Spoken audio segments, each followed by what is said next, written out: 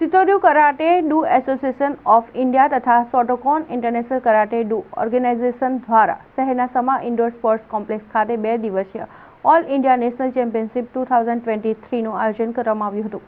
દેશના વડાપ્રધાન રમતગમતને ખેલાડીઓને પ્રોત્સાહન આપી રહ્યા છે અને દેશના વિવિધ રમતગમત સાથે સંકળાયેલા ખેલાડીઓ રાષ્ટ્રીય સ્તરે અને આંતરરાષ્ટ્રીય સ્તરે દેશનું પોતાનું રાજ્યનું નામ પોતાની સાથે રોશન કરી રહ્યા છે.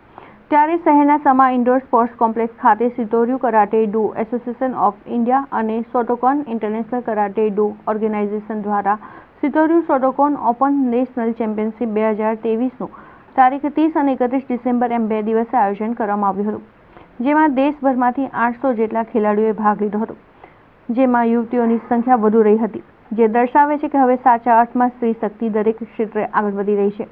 અહીં વિજેતાઓને ગોલ્ડ, સિલ્વર તેમજ બ્રોન્ઝ મેડલ આપી સન્માનિત કરવામાં આવ્યા હતા.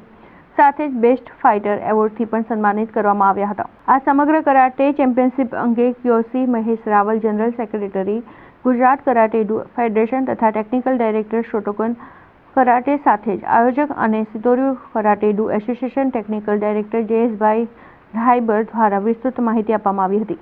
આજરોજ સિતોર્યુ કરાટે ડુ ફેડરેશન અને Shotokan karate do federation India દ્વારા આયોજિત ઓલ ઇન્ડિયા ઓપન કરાટે ચેમ્પિયનશિપનું આયોજન 2 દિવસ કરવામાં આવ્યું હતું સમા સ્પોર્ટ્સ સ્ટેડિયમ ખાતે.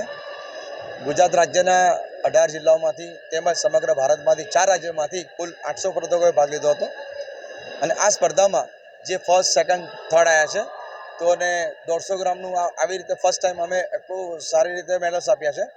150 ગ્રામનો medals gold, silver, bronze, best fighter awards અને હાલમાં ઘોષિત કરે છે ટીમ ચેમ્પિયન ટ્રોફીઝ કાંચનનું કરાટે એસોસિએશન અને શોટોકાન કરાટે એસોસિએશન બંનેઓને ટીમ ચેમ્પિયન ટ્રોફી મેળવી છે.